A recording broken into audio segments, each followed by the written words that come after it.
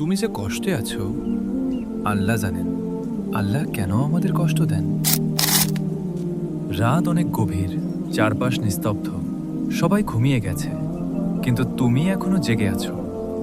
হয়তো মোবাইলের স্ক্রিনের দিকে তাকিয়ে আছো, হয়তো ছাদের দিকে চুপচাপ তাকিয়ে আছো, আর বুকের ভেতরে জমে আছে এমন কিছু কষ্ট যা কাউকে বলা যায় না। তুমি হাসো, কিন্তু ভেতরে ভেতরে ভেঙে পড়ছো। মানুষ ভাবে তুমি ভালো আছো, কিন্তু আল্লাহ জানেন তুমি আসলে কতটা ক্লান্ত। কখনো কি এমন হয়েছে সিজদায় গিয়ে শুধু কেঁদেছো? কোনো ভাষা ছিল না, কোনো শব্দ ছিল না, শুধু চোখের পানি ছিল। আর তুমি ভাবছিলে, আল্লাহ, আপনি কি আমাকে শুনছেন? শুনছেন, অবশ্যই শুনছেন, কারণ আল্লাহ সেই রব যিনি হৃদয়ের না বলা কথাও শোনেন। তুমি যে রাতে একা কেঁদেছিলে, আল্লাহ দেখেছেন। তুমি যে প্রতিদিন মানুষকে হাসি মুখ দেখাও, কিন্তু ভেতরে হাজার টুকরো হয়ে আছো, আল্লাহ জানেন। কিন্তু কখনো কি ভেবেছো আল্লাহ কেন আমাদের কষ্ট দেন? যদি আল্লাহ আমাদের ভালোবাসেন, তাহলে কেন তিনি আমাদের কাঁদান? কেন এমন পরীক্ষা দেন যা সহ্য করা কঠিন হয়ে যায়? কারণ কষ্ট সবসময় শাস্তি না। কখনো কখনো কষ্ট হয় আল্লাহর পক্ষ থেকে একটি ডাক। যখন মানুষ দুনিয়ায় হারিয়ে যায়, আল্লাহ তাকে আবার নিজের দিকে ফিরিয়ে আনেন।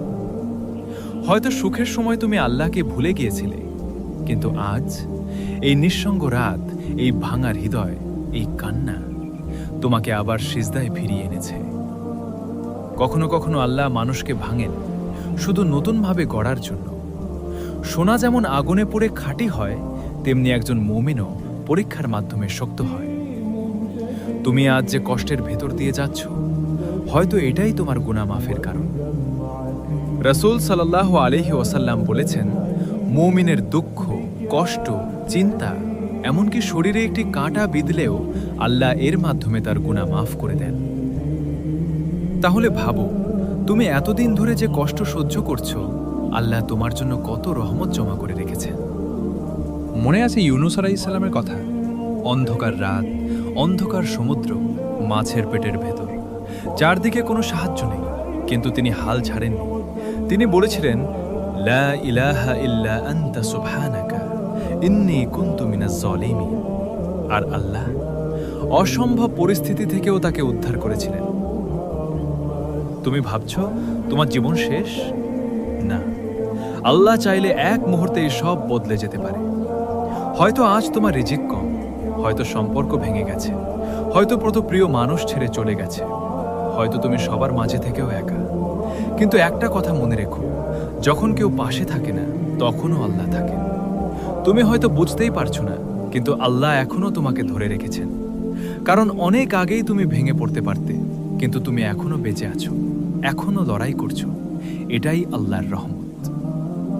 হয়তো এই কষ্টটাই তোমাকে তাহাজ্জুদে দাঁড় করিয়েছে, হয়তো এই কান্নাই তোমাকে আল্লাহ সবচেয়ে কাছাকাছি নিয়ে গেছে। কারণ মানুষ সুখে থাকলে প্রায়ই ভুলে যায়, কিন্তু কষ্ট মানুষকে আল্লাহর দিকে ফিরিয়ে আনে। আল্লাহ যার মঙ্গল চান তাকেই পরীক্ষা করেন।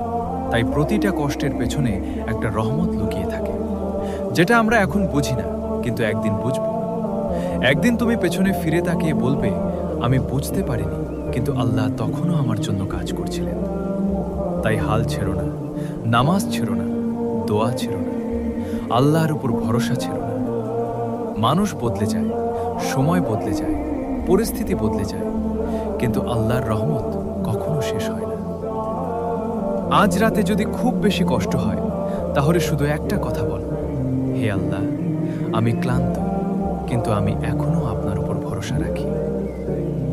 দেখবে হৃদয়ের ভেতর অদ্ভুত একটা শান্তি নেমে আসবে, কারণ তুমি একা নও। তুমি যে কষ্টে আছো, আল্লাহ জানে। তো বন্ধুরা, আজ এ পর্যন্তই। ফিরে আসবো নতুন কোনো ভিডিও নেই। সবাই সুখে থাকবেন, ভালো থাকবেন, সুস্থ